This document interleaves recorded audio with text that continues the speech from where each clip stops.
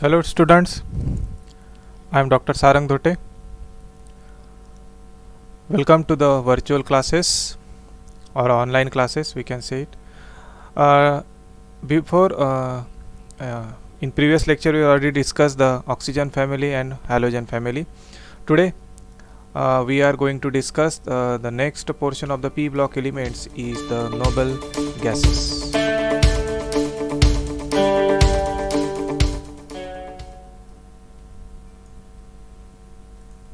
So noble gases.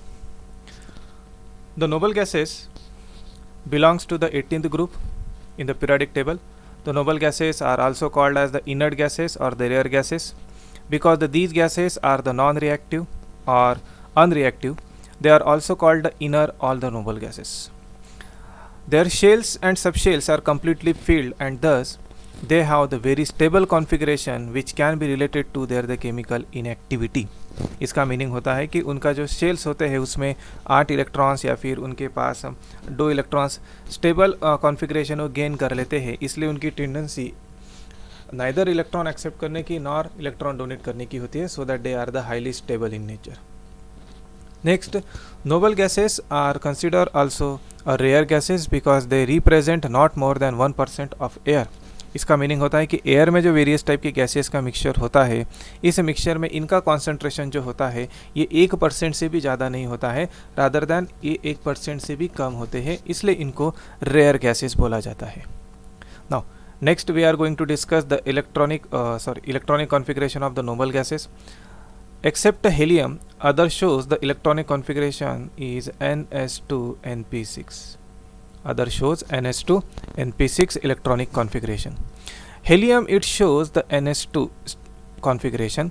Helium ns2 is there, 1s2 neon, 2s2 2p6, argon 3s2 3p6, krypton 3d10, 4s2 4p6, xenon 4d10 5s2 5p6, radon 5f14 5d10 6s2 6p6. All these are the electronic configuration of noble gases. These are the highly stable noble gas configurations. Highly stable electronic configuration. Their octet is completed, their ductet is also completed. So that next in your syllabus there is one topic, what is the meaning of inertness.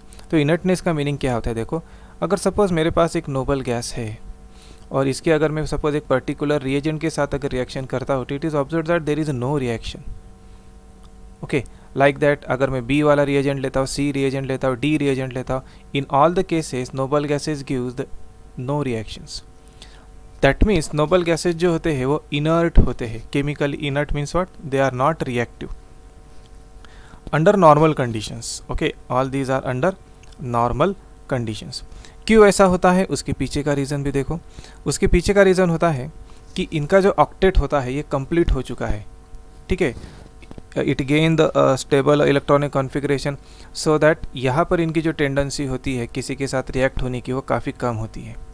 Next, यहाँ पर दूसरे के साथ combine होने की भी tendency काफ़ी कम होती है, but at a certain specified condition, अगर कोई स्पेसिफाइड कंडीशंस में ही they combine and form some rare compounds. It form what? Some rare compounds. So these are the related to the inertness of noble gases. Next, which is the very important, that is the compounds of noble gases. यहाँ पर आपको कुछ limited ही compounds के बारे में पढ़ना है, उनकी bonding पढ़ना है, उनकी properties पढ़ना है. सबसे होता है पहला है हेक्सान xenon difluoride. Okay, xenon difluoride XeF2. इसका शेप जो होता है ये लीनियर शेप होता है. Okay, having the 3 lone pairs. आपको ये याद रखना है, हर एक के केस में आपको याद रखना है. XeF2 के बारे में जब भी मैं बोलूँगा, इसकी ज्योमेट्री आपको याद रखना है लीनियर, और इसके पास 3 लोन पेयर्स होते हैं. आपको इस टाइप से एक टेबल बनाना है, क्योंकि इसके बाद XeF4 आएगा, XeF6 आएगा, तो उसके ज्योमेट्री उसके पास कितने लोन पेयर से हो, क्योंकि मल्टीपल चॉइस क्वेश्चन में यही से क्वेश्चंस बनेंगे. Okay, now one paired of electron p orbital get unpaired and one electron is promoted to the d orbital. क्या होता है तो मैं आपको बाद में बताता हूँ. यहाँ पर xenon जो है वो sp3d हाइब्रिडाइजेशन शो करेगा. तो अगेन टेबल में एक कॉलम और बढ़ेगा, दैट इज़ अ हाइब्रिडाइजेशन. तो इट शोज द sp3d. कौन से टाइप का हाइब्रिडाइजेशन शो करेगा? sp3 टाइप का हाइब्रिडाइजेशन शो कर सकता है, ये शो करेगा. So all these are the some bonding parameters, structural parameters of a xenon difluorides. The hybrid orbitals with the lone pairs of electron take at the equatorial positions. Equatorial positions क्या होती है मैं बताऊंगा आपको. The remaining two orbitals with the single electron in each take the axial position and overlap with the p orbitals of what fluorine. और overlap किसके साथ करेंगे वो p ऑर्बिटल के साथ. Okay, with fluorine. Due to the presence of a lone pair on a plane the geometry appears and is linear. ठीक है, जो ज्योमेट्री होती है वो लीनियर होती है due to the presence of lone pair. तो देखो उसका स्ट्रक्चर इस टाइप से होता है. xenon normal ground state electronic configuration that is 5s2 5p6 होता है. बट ये जो होता है एक ऑर्बिटल, एक इलेक्ट्रॉन यहाँ से एक्साइटेड स्टेट में जाने के बाद यहाँ पर शिफ्ट होगा. यहाँ पर शिफ्ट होने से देखो यहाँ पर मेरे पास अनपेड इलेक्ट्रॉन्स अभी 2 हो गए. अनपेड इलेक्ट्रॉन्स कितने हो गए अभी यहाँ पर 2.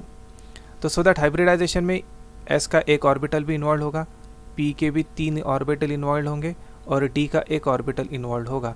सो दैट हाइब्रिडाइजेशन इज sp3. उसके बाद ये जो होते हैं यहाँ पर एक अनपेड इलेक्ट्रॉन्स है, यहाँ पर एक unpaired. This is a equatorial position. ये होती है आपकी इक्विटोरियल पोजीशन, वेयर एज ये जो है ये है आपके axial positions. Due to this lone pair of electron, अगर आप मैं ज्योमेट्री की बात करता हूँ तो वो इस टाइप से दिखेगा, linear. Okay, so these are the xenon difluoride. Next one xenon tetrafluoride. xenon tetrafluoride hybridization is what sp3d2 hybridization. Okay, but यहाँ पर होते हैं 2 लोन पेयर्स ऑफ इलेक्ट्रॉन. तो दैट मीन्स XeF4 के अगर स्ट्रक्चर की अगर मैं बात करता हूँ तो it show the octahedral geometry basically. But due to the lone pair of electron यहाँ पर उसकी ज्योमेट्री चेंज हो जाती है. ये हो जाती है स्क्वायर प्लेनर. ये कौन सी हो जाती है? Square planar. इसके पास जो लोन पेयर होते हैं यहाँ पर इसके पास 2 लोन पेयर्स होते हैं. और हाइब्रिडाइजेशन जो शो करता है XeF4 इज sp3d2. क्यों sp3d2? तो देखो अभी यहाँ पर इस केस में again this is a normal electronic configuration 5s2 5p6. But यहाँ पर यहाँ का एक इलेक्ट्रॉन शिफ्ट होगा और यहाँ का भी एक इलेक्ट्रॉन शिफ्ट हुआ. तो यहाँ पर देखो total number of unpaired electrons कितने? 4 1 2 3 4 है. तो हाइब्रिडाइजेशन में s का एक ऑर्बिटल, p के 3 ऑर्बिटल और d के 2 ऑर्बिटल इन्वॉल्व हो रही है, 2 d के ऑर्बिटल. सो दैट हाइब्रिडाइजेशन आप इसको क्या बोलोगे? sp3d2 hybridisation. हाइब्रिडाइजेशन क्या रहेगा? sp3d2 hybridizations. Now again this lone pair occupy the axial position. और ये जो होते हैं फ्लोरीन, ये सभी के सभी इक्विटोरियल पोजीशन पर हो गए. तो यहाँ पर आपकी ज्योमेट्री किस टाइप से रहेगी? It is a square planar geometry. Geometry कैसी रहेगी? Square planar geometry. ठीक है, इसने शो करना चाहिए था octahedral, but due to the presence of lone pair यहाँ पर आपको कौन सा शो करेगा? वो square planar. Next xenon hexafluoride. In this case the hybridization is the sp3. Hybridization क्या रहेगा? sp3 और इसके पास रहेगा सिर्फ एक lone pair of electron. Okay, इसने geometry should be, that mean geometry show करना चाहिए pentagonal bipyramidal, but due to the presence of 1 lone pair of electron इनकी ज्योमेट्री बन जाती है distorted pentagonal bipyramidal. Okay, तो देखो xenon hexafluoride XeF4 F6 hybridization is sp3d3. 1 lone pair of electron होते हैं प्रेजेंट. ओके, और distorted pentagonal bipyramidal इसकी ज्योमेट्री होती है. यहाँ पर स्ट्रक्चर देखो, यहाँ पर देखो, यहाँ का भी एक इलेक्ट्रॉन शिफ्ट हुआ, यहाँ का एक यहाँ पर शिफ्ट हुआ, यहाँ का एक इलेक्ट्रॉन शिफ्ट हुआ. तो अभी मेरे पास अनपेड इलेक्ट्रॉन्स कितने हैं? 1 2 3 4 5 6. तो हर एक इसमें फ्लोरीन आ जाएंगे, फ्लोरीन इनके साथ ओवरलैप हो जाएगा. हाइब्रिडाइजेशन कौन सा हो रहा है? sp3d3. देखो यहाँ पर अभी ये जो है एक्सियल पोजीशन पर लोन पेयर ऑक्युपाई हो गया. एक्चुअल ने इसने पिरामिडल शो करना चाहिए, but due to the presence of this lone pair of electron geometry distorted हो चुकी है. तो इसको बोला जाता है distorted pentagonal bipyramidal structure. This is a XeF6 that is xenon hexafluoride. Next is xenon oxide. Oxide के terms के भी आपको स्ट्रक्चर पढ़ने हैं. तो first one is the xenon trioxide XeO3.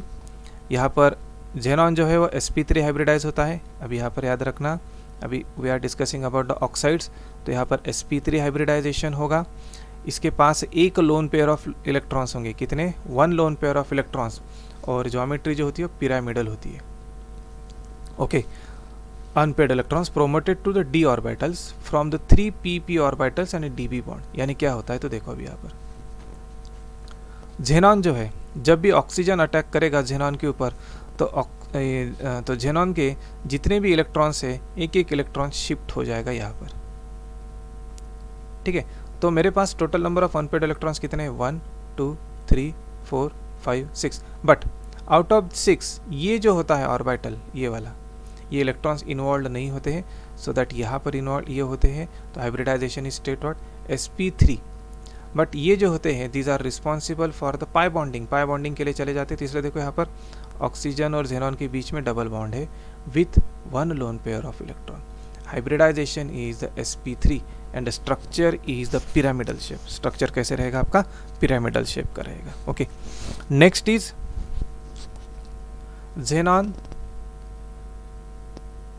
tetraoxide, okay, that is XeO4. This is also sp3 hybridized.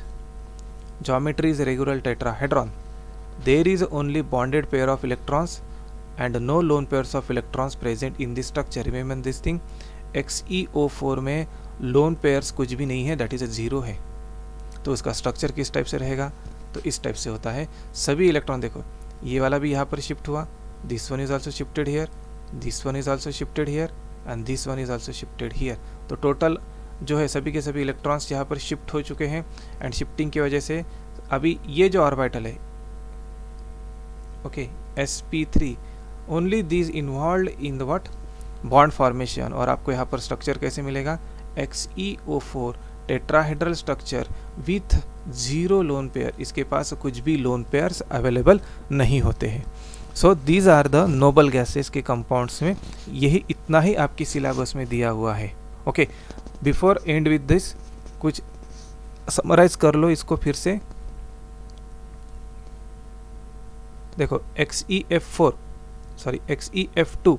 This is sp3d hybridization, 3 lone pairs of electron.